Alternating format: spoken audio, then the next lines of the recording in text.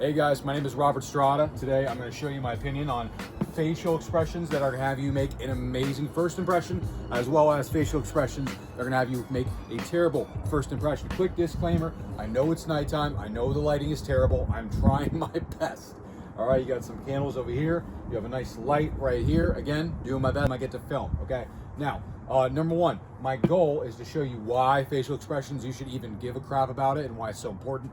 How to make them, obviously, and then just to understand what you're looking for is in yourself and to understand others' facial expressions and what they mean. I'm gonna go from basic to advanced. And again, my big claim is you're gonna understand everything you need to know about facial expressions. Okay, now you can fast forward past this part. This is just a little bit of about me, so you know why I should even give a about a single word that comes out of my mouth. I work for Grant Cardone's elite sales team and been trained. Grant Cardone is a billionaire, and I worked for a company that was self-built to a 9-figure company with no outside capital. It was just a sales team, and the way they did that was through in-person events, all right, that I was a part of. So they needed to teach us the body language, the facial expressions, how to make people feel comfortable and happy and trust you, as well as the tonalities and how to talk to people, how to move your body, basic stuff, but advanced level stuff at the same time. And then I took this and then I did door to door. At door to door, I was in the news. I got shot at while on the doors 9 times. I was about the most famous door to door guy for about a couple months. Made many memes about me getting shot at. After I got shot at, I then became the best setter in the company. All right. The way I was able to do that, even though I was terrified and I got a little bit of PTSD after that, was through understanding body language, eye contact, facial expressions, how to make somebody comfortable and trust me. Not to mention I was also in the military as well, so you need to know how to make people comfortable around you and people to take you seriously. That's a big thing that I've been trained on, okay? They don't literally have a class of facial expressions in the military, but you pick up stuff from leaders and people that you have a high quantity of respect and authority for. So we're gonna go ahead and I'm gonna jump right into it. Number one is a chin jut, okay? Your chin's out, right? You're going like this, your chin's out a little bit. What does it do? It exposes your face fully.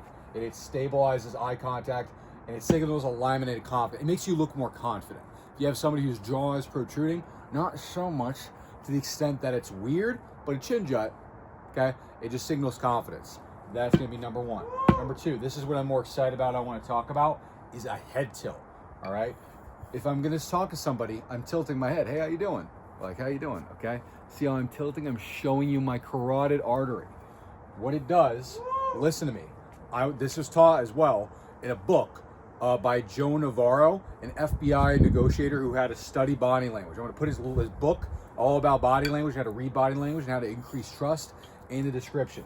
You tilt your head. You ever see people that do that? You are showing your carotid artery. It increases your vulnerability, which leads to trust. All right?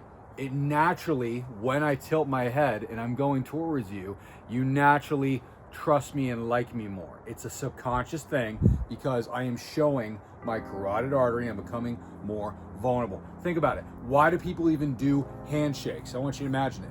Nowadays, we normally do regular handshakes. It's a formality. It's a tradition. But in the old days, well, if it was Spartans or Vikings, I'm not 100% certain, the way they used to do it is they grab each other's forearms. This was a handshake when they were greeting each other. It's like, hey, I'm not dangerous. Okay, I'm checking if you have a knife on you.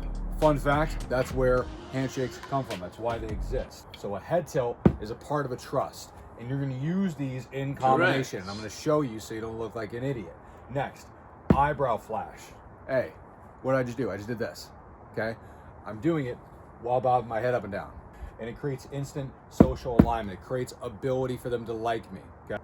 Number 4 is you're gonna smile first. One of the greatest things that I ever seen in my entire life is there's people in this world that just frown and they just walk around scowling. They look so angry, and we judge them and we look at them and like, why are you like so miserable? Why do you look so absolutely depressed and defeated? Okay, I want you to try someone that looks like that. I want you to try and smile first. Hey, how are you?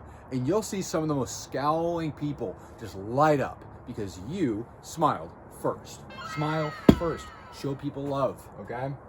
And be so surprised. Even some people, if they don't, they're just gonna like you more because you smile, all right? Now, you need to calibrate it with number 5, which is you stop smiling after. If I'm coming in, I'm like, hey, how you doing, man?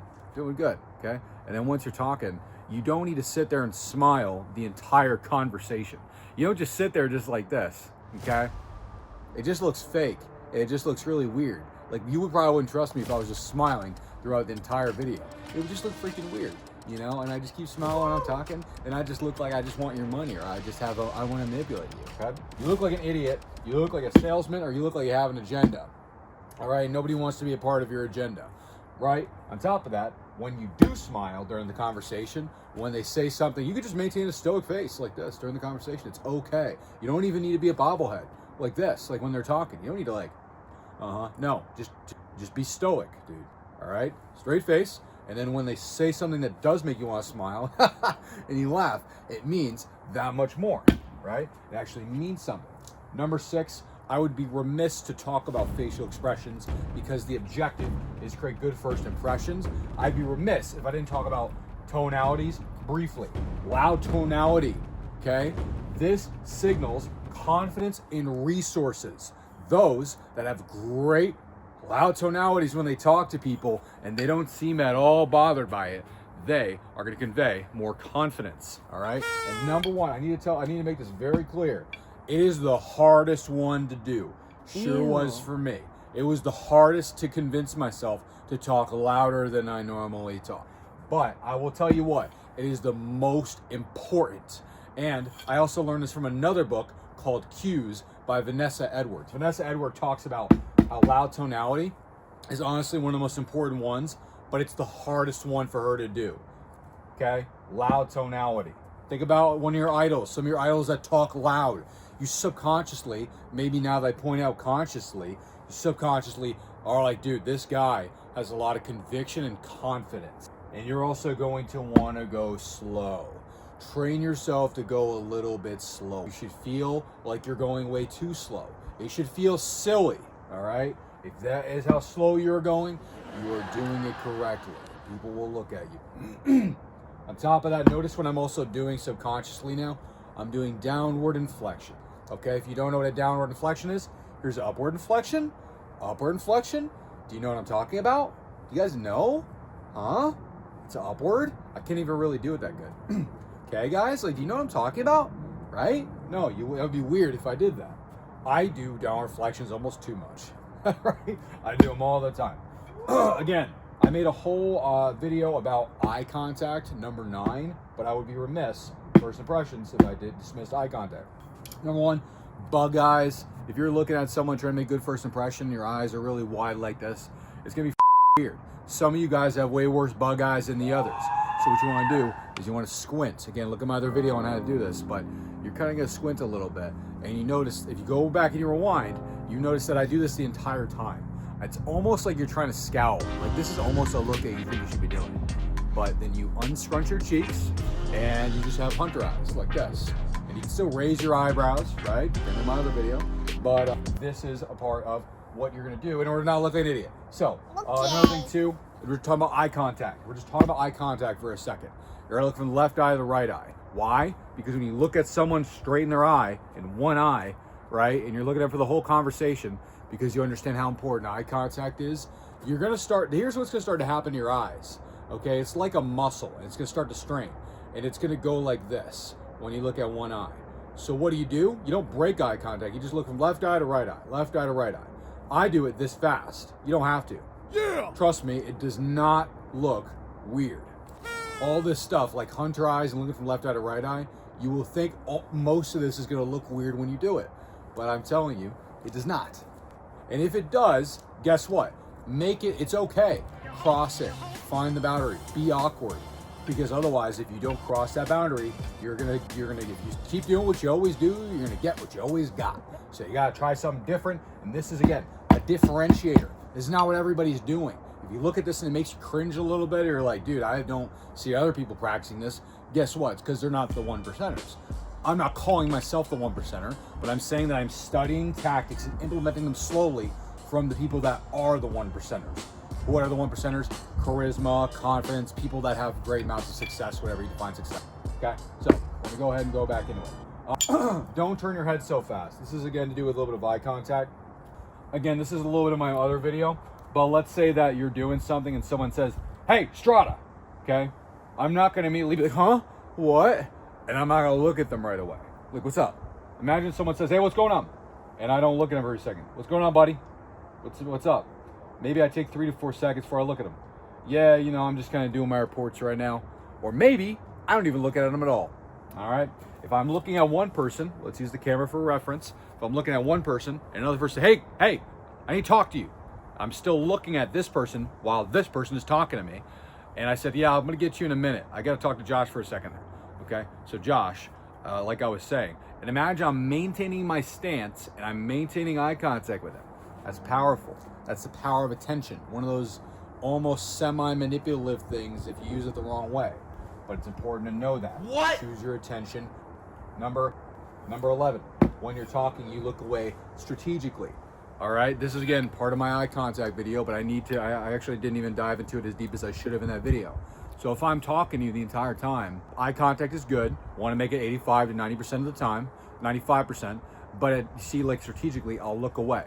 Normally the way that I do it is I don't look away like this. Do you understand? Again, I know you think I'm being an analyzer right now and I'm being like a little bit too much, but you got to realize this is the stuff that makes you like elite. You got to break everything down. All right, I'm not a natural, so I need to think about this stuff. I am not naturally good at this stuff, so I had to like practice all of it and study it. So if I am looking and I want to break eye contact and I just look like this, it doesn't look good. All right, something about eye contact is if you want to break tension, you look to the side. If you're being submissive, you look down.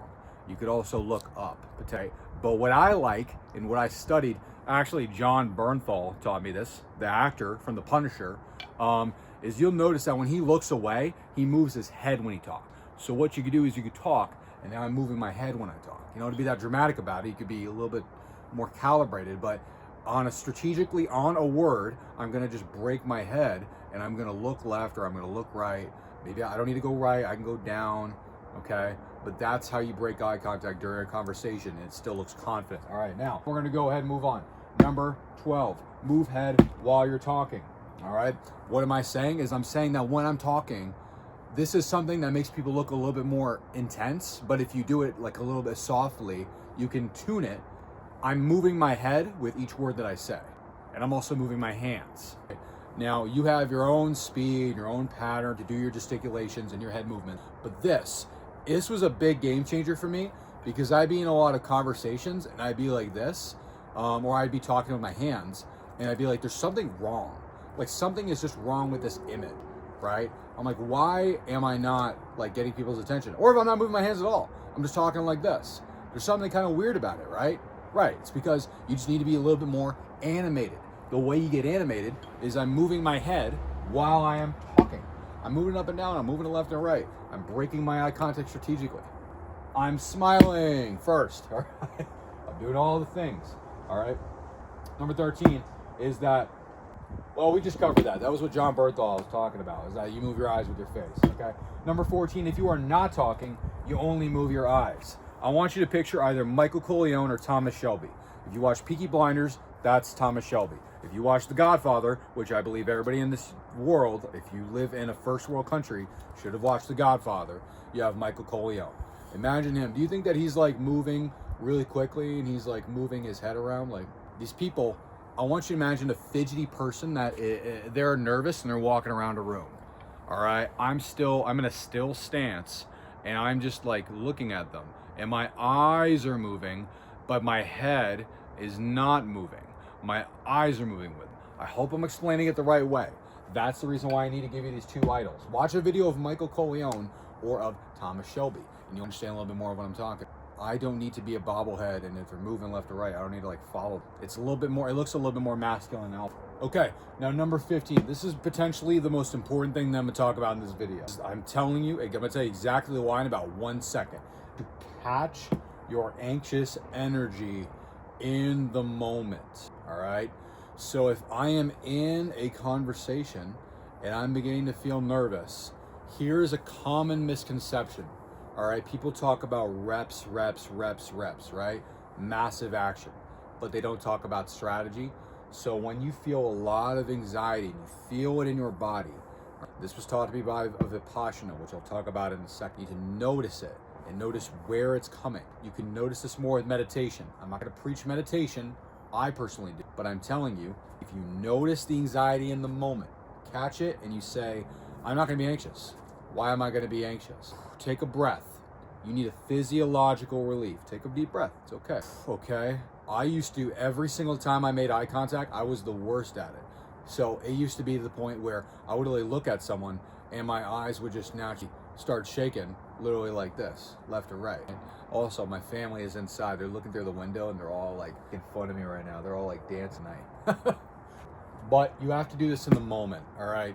So it's not about, here's the big thing is that, like, let's say you go like, oh, I did a marathon, I got better at this. It's like, no.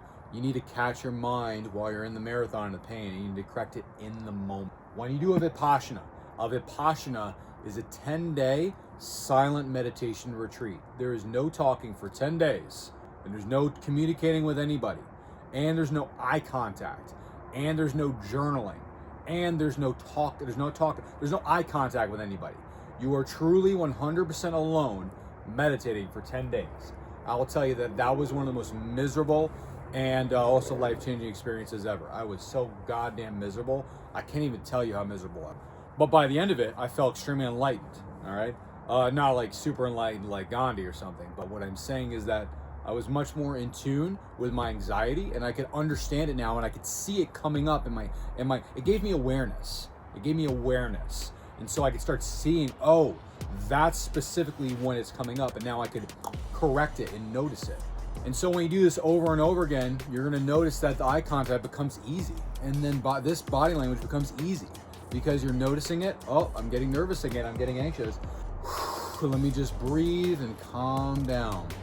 In the Vipassana, you would sit in a painful meditation pose for an hour. You'd sit in a brutally painful position for 1 hour. It was self-torture. And you would torture yourself about 3 hours a day. I'm telling you, it was extremely painful. And so you'd sit in pain in this painful meditative position for an hour, and you would do it 3 times a day for the 10 days. And the goal was, it was called Sankara. And you would notice where the pain is. And normally you'd be gritting like this, like, oh my God, this is painful. But you notice it, and then you would just, okay, I'm noticing it. My ligaments are falling asleep right now. It's okay. It's all good. And then the energy flows through your body. Again, this is not some woo-woo stuff. I'm just telling you, notice the anxiety and correct it. All right. Number 16 is you need to master micro-expression. What is a micro-expression? I'm so glad you asked. Okay. Joe Navarro, again, talks about that in his book. But if I'm going to talk to someone, let's say I walk in a room and I make eye contact with someone. I need to notice what is going on their face in the first 1 second. If you see somebody snarl and then they smile afterwards, they can't control the first initial reaction. You might walk up to someone that they like squint their eyes, it's like they hate you, okay?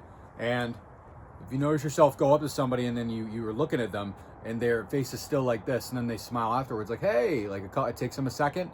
You can notice in that 0.3 seconds when you start noticing micro-expressions, it makes you a mind reader or a body reader, because you can start to know what people truly think about you. You walk in the room and someone's like smiling, you know, you make them feel good, all right? I'm not gonna remember all the micro-expressions right now, but you need to read that book and understand what it is, because it will allow you to predict, and it will allow you to understand betrayals before they're gonna happen in people's behaviors. Is somebody gonna do what you ask them to do? Does someone actually love you or care about you?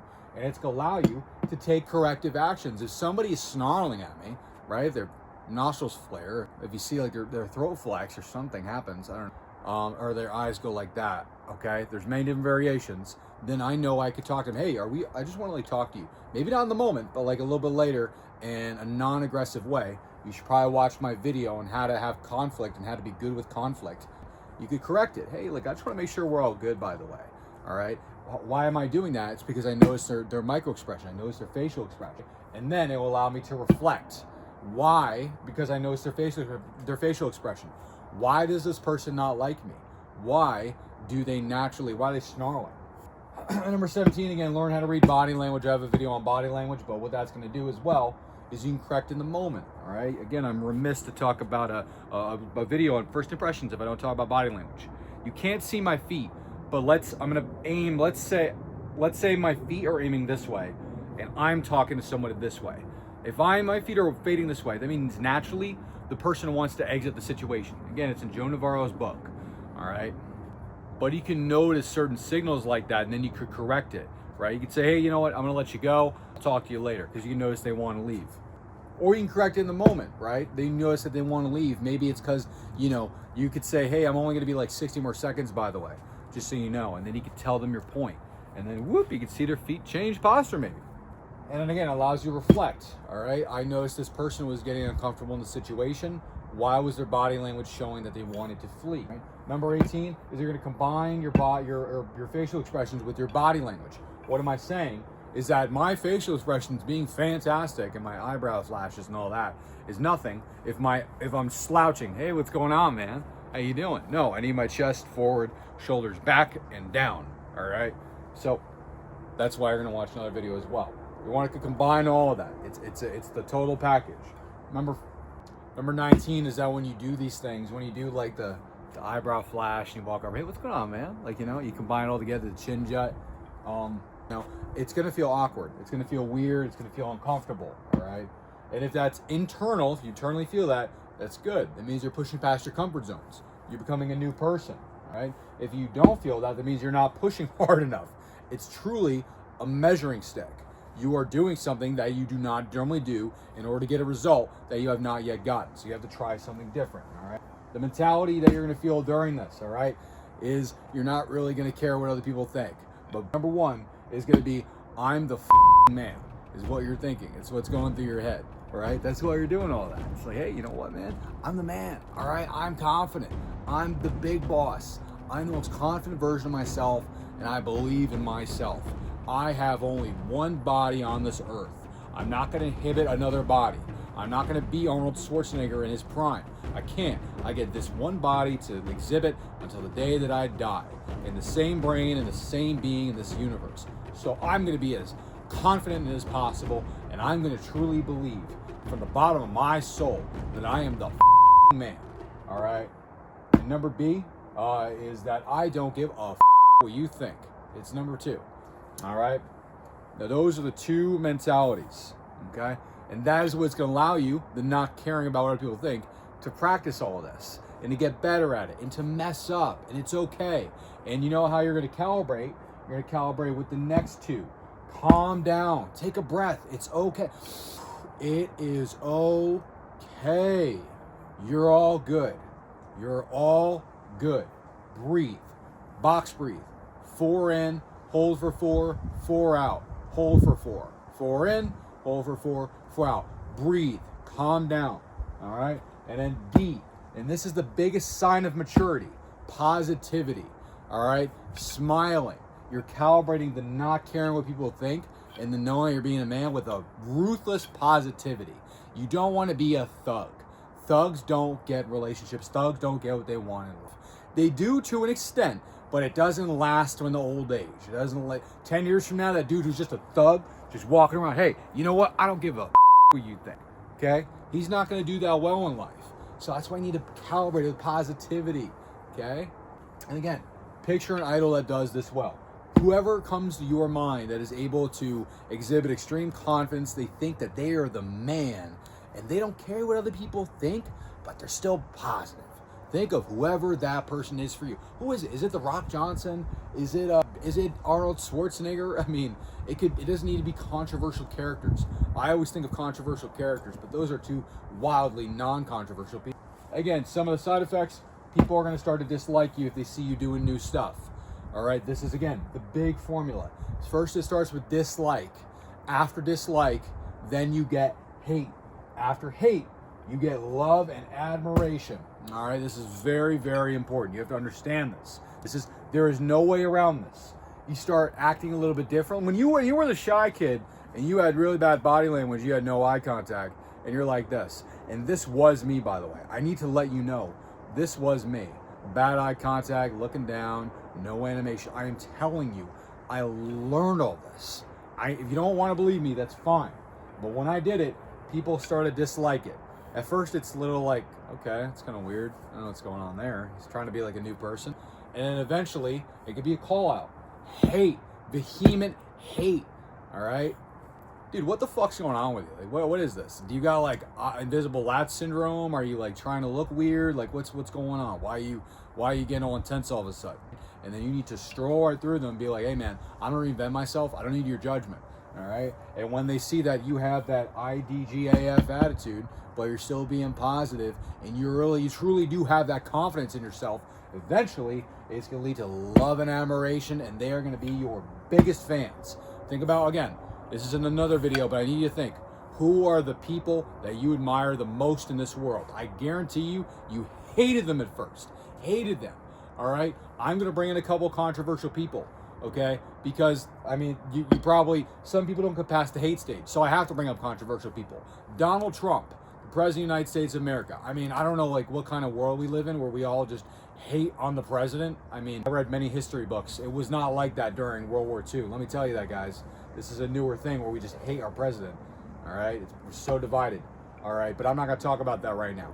Donald Trump, if you like him, all right, which I do, okay, you probably, like me, you hated him at first. Because at the beginning, you're like, who is this guy? Who does he think he is? You probably had that thought, like, what kind of balls does this dude have? And after you watch his speeches and you watch his patterns, you're like, oh, dude, this guy's like for real. Like he has the confidence of a god. Right? And that's what the hate is. The hate is the poke. You're testing, right? You're looking for incongruencies. When you find the incongruencies, you can go ahead and back off. Ah, this guy's not worth paying attention to. He's not really confident. You know, I poked a hole right there. Because you're testing an idol. You're testing a leader. I was in high school and all my friends just hated Donald Trump. I was a president in high school during his first presidency. Everybody hated him. I went to a liberal high school. So naturally, I was like, oh, they all hate him. I'm going to hate him too. I'm a 16-year-old, 15-year-old, 14-year-old, 13-year-old, I think I was in high school. I can't remember exactly. So yeah, I was going along with groupthink. And eventually, I saw him, and I was like, dude, this guy's got the biggest balls in the world. Who doesn't like this? This is crazy. This is hilarious. Like, what are you talking about? All right? Another one could be Andrew Tate. All right? Andrew Tate improves men's confidence. Saved my life. All right? Probably saved tons of young men's lives. All right? Now, again, both of these people say some pretty controversial stuff. Okay? I'm not agreeing with everything that they say and everything that they do. Okay? Don't just pin me like, oh God, Estrada, like he agrees with all the stuff he says about women and this and that and migration. It's like, no. Okay? I'm talking about simply what they do and the fact that people hate them and then they love them. How does it happen? I'm going over the science of how does it happen. All right, Conor McGregor. Dude, you see this? Are you telling me you didn't hate him a little bit at first when you see this? The big old walk, you're like, big old swag boy, okay? And I want you to think about this. Think about this in your head for a second. When you see a clip of him on Instagram, okay, there's a reason why it catches your attention. It catches attention. It's because not everybody does it because he's got more confidence than everybody else, which makes you kind of like, what? Kind of test them, okay? The reason why people don't want to exhibit these signals of confidence is because they're going to get poked and tested, and they're not the man yet, all right? At least they're telling themselves that they're not the man yet. I am the man who is worthy of that respect and who can do those things, all right? So, you're also, as a side effect, you're going to get a massive amount of respect, all right? And you're going to get extreme self-confidence once you nail these down. Once you nail down proper facial expression, body language, eye contact, first impression, all right? You have an extraordinary amount of self-confidence. So, if you like this video, you need to watch. There's an entire series. I have an eye contact video in case if I didn't tell you 3 other times in the video. I have a body language video. Okay. Also, YouTube is going to recommend you the best video right here as well. So please leave a comment. We can debate. I'm more than happy to clarify something. If you disagree, comment. I'm more than happy to reply as well. Like, subscribe. I do this for you guys. Seriously, I want to create a tribe. I want to help men out. I feel like there's a lot of miscommunication. Talk soon.